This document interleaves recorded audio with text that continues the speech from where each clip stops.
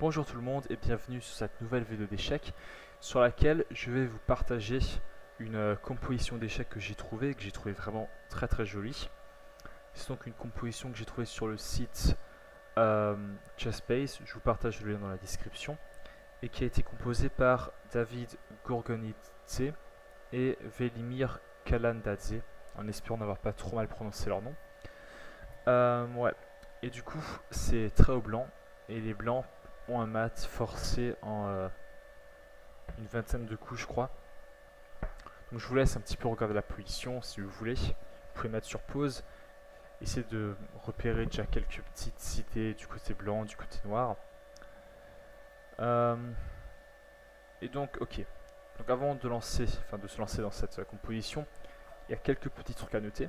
Tout d'abord, les noirs ont une tour de plus, mais le roi noir est très mal placé, il n'a aucune case. La tour des noirs qui en plus n'a aucune case également. Et en fait on peut noter que toutes les pièces et pions noirs sur la dame, donc ici que j'ai entouré d'un cercle vert, ne peuvent absolument pas bouger. Aucune de ces pièces peut bouger.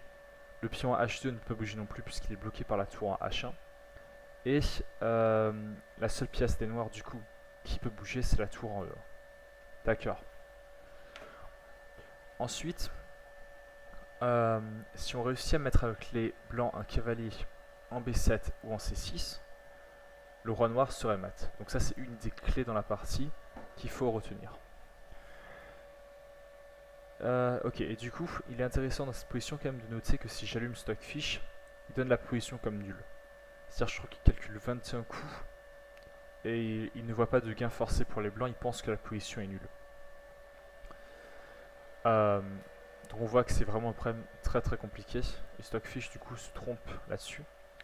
Donc le premier coup est pas si simple que ça à trouver, mais une fois qu'on a compris que l'idée avec KB7 ou KC6 qui serait mat, c'est assez logique en fait, c'est tout simplement de faire E8 cavalier. D'accord. Donc tout d'abord, si les noirs prennent le cavalier, tour 1 c'est mat. Ça c'est une des clés dans la partie, c'est que la tour noire ne pourra jamais quitter la première rangée parce que la tour blanche peut faire mat en 1-1. Donc ça c'est une des clés à retenir. Ensuite, si les noirs prennent la tour blanche, les blancs jouent K et D6 et la menace K et B7 mat est imparable. Encore une fois, la seule pièce qui peut bouger chez les noirs, c'est la tour en H1. Et peu importe où elle aille, les blancs vont pouvoir jouer K et B7 et ce sera mat. Donc ça c'est pas jouable non plus.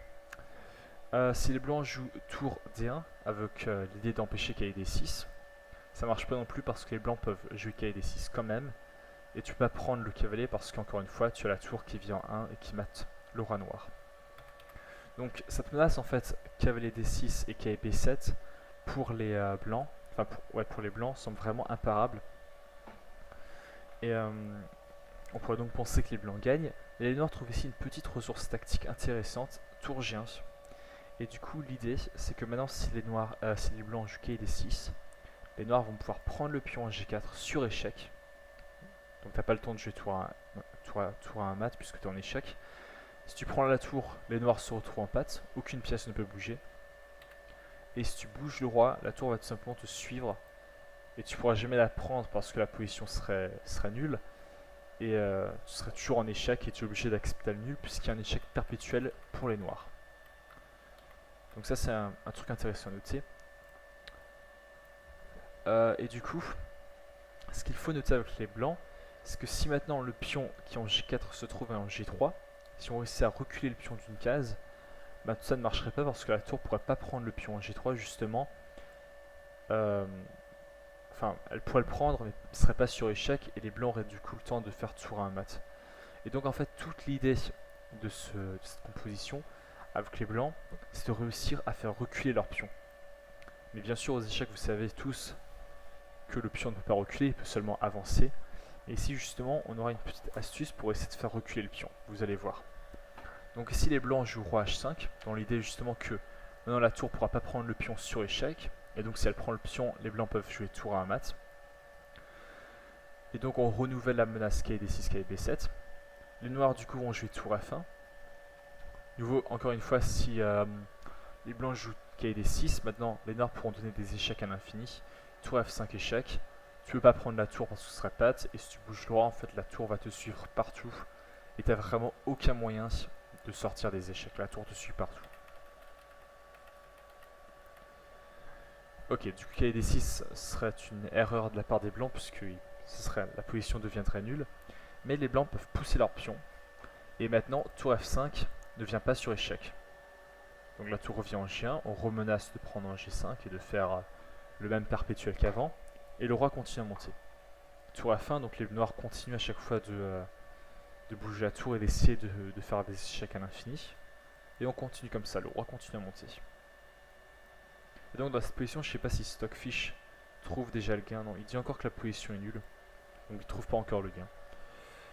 Donc on continue à monter avec le roi. Et maintenant on dame. Ok. Donc bon, on continue avec les noirs d'espérer pouvoir prendre la dame et continuer à faire des échecs. Donc cavalier D6 ne marche pas, hein, tu pourras juste prendre la dame et continuer à faire des échecs comme ça. Donc dame G7. On empêche la tour de faire des échecs au roi. Tour F1. On continue avec les noirs de taquiner le roi blanc pour essayer vraiment de lui donner des échecs. Mais le roi blanc vient se cacher derrière la dame. Tour G1, on continue à espérer des trucs. Et on voit maintenant le même schéma. Avant, le roi et son pion montaient. Maintenant, c'est le roi et la dame qui descendent. On continue donc à descendre. Voilà, tout le temps les mêmes schémas. Et dame G3. Et donc, dans cette position-là, j'aimerais bien que vous mémorisez cette position. Et je vais vite aller juste ici. Voilà, donc on a cette position-là et cette position-là.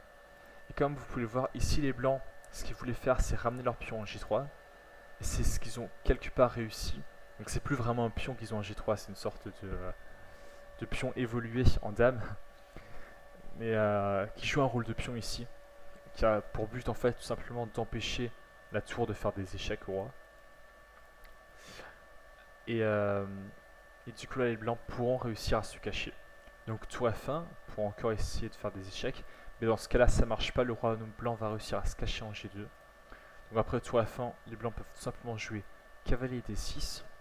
Donc ils menacent mat en B7. Si tu essaies d'empêcher mat, tu vas juste prendre du tour 1. Donc c'est vraiment pas possible.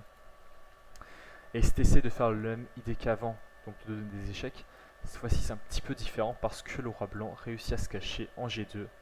Et il se cache derrière son pion, il n'y a plus aucun échec. Et du coup, bon, les blancs ont deux menaces. Et les noirs peuvent pas empêcher les deux. Et ils sont donc obligés soit d'abandonner, soit de jouer un coup du style tour G4 et de se prendre un mat. Je préfère celui-là perso. Un joli petit mat à l'étouffer, comme on les aime tous. Donc voilà, une très belle composition. Donc c'est un mat en 22 coups. Et on remarque d'ailleurs hein, que Stockfish, il prend du temps à trouver ce truc. Alors, attends, ici, là.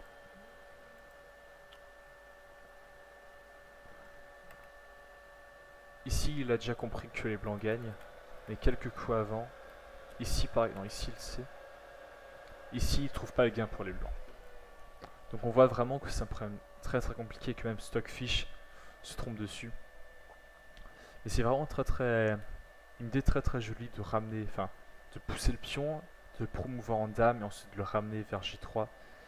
Et on a quelque part réussi avec les blancs à faire reculer un pion. Voilà, j'espère que cette vidéo et cette composition d'échecs vous a plu. N'hésitez pas à laisser un like, à vous abonner si ça a été le cas, à vous dire si ça vous plaît ce genre de vidéo où je présente une composition d'échecs. Et je vous dis à très bientôt pour plus de vidéos. Ciao!